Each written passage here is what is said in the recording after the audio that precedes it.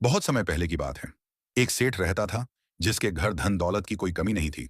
उसकी दो पत्नियां थीं। बड़ी पत्नी घमंडी और चालाक थी। वही घर की मालकिन बनी बैठी रहती थी। छोटी पत्नी शांत स्वभाव की थी, पर उसे कोई पूछता नहीं था। बड़ी पत्नी की हर बात सेठ मान लेता था।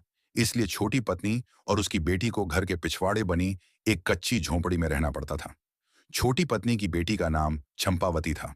वह बहुत सुंदर, समझदार और सीधी सादी लड़की थी। गरीबी में रहते हुए भी वह कभी शिकायत नहीं करती थी। एक दिन सेठ ने चंपावती को अपने धान के खेत की रखवाली करने भेजा। रोज वह ऊंचे टीले पर बैठ जाती और पक्षियों को उड़ाती रहती। एक दिन वह चिड़ियों से गुनगुनाकर बोली, अरे बटेरो, धान मत खाना, मैं तुम्हें भुना चावल दे दूंगी। तभी जंगल की ओर से आवाज आई, धान भी खाऊंगा, चावल भी, और चंपावती से ब्याह रचाऊंगा। ये सुनकर चंपावती घबरा गई। आसपास देखा, पर कोई दिखाई नहीं दिया। शाम को उसने मां को सब बताया। अगले दिन मां भी साथ गई। फिर वही गाना हुआ और वही जवाब आया।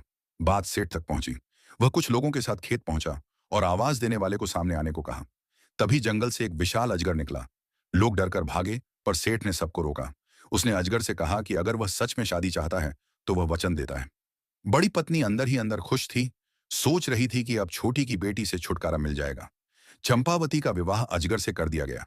रात को चंपावती डरते डरते ईश्वर को याद करने लगी। सुबह जब मां ने देखा तो चंपावती सोने के गहनों से सजी थी और अजगर गायब था। बड़ी पत्नी यह देख जल भुन गई। उसने अपने पति से कहा कि उसकी बेटी की भी अजगर से शादी कराई जाए। जंगल से एक और अजगर लाया गया, पर वह सच्चा नहीं था। रात में उसने बड़ी पत्नी की बेटी को निगल लिया। सुबह सच सामने आया तो पूरा गांव लालच पर हंस पड़ा। इसके बाद सेठ और बड़ी पत्नी और भी क्रूर हो गए। वे छोटी पत्नी और चंपावती को मारने जंगल ले गए। पर तभी असली अजगर आया और उन दोनों को निगल गया।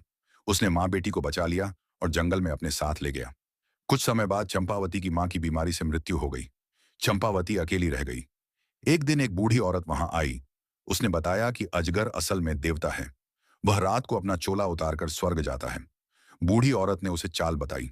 चंपावती ने वैसा ही किया और देवता अपने असली रूप में उसके साथ रहने लगा। कुछ समय बाद वही बूढ़ी औरत फिर आई और धोखे की बातों में फंसाकर चंपावती को गलत कदम उठवाया। देवता ने सच्चाई बता दी कि वह बूढ़ी औरत उसकी नरभक्षी मां की दासी है। उसने चंपावती को एक सोने की अंगूठी दी और कहा कि यही उसकी रक्षा करेगी। 6 साल तक चंपावती ने बहुत कष्ट सहे, पर अंगूठी ने उसे बचाए रखा। आखिरकार वह फिर अपने पति से मिली। उसकी सास ने षड्यंत्र रचा, पर इस बार देवता ने सब समझ लिया।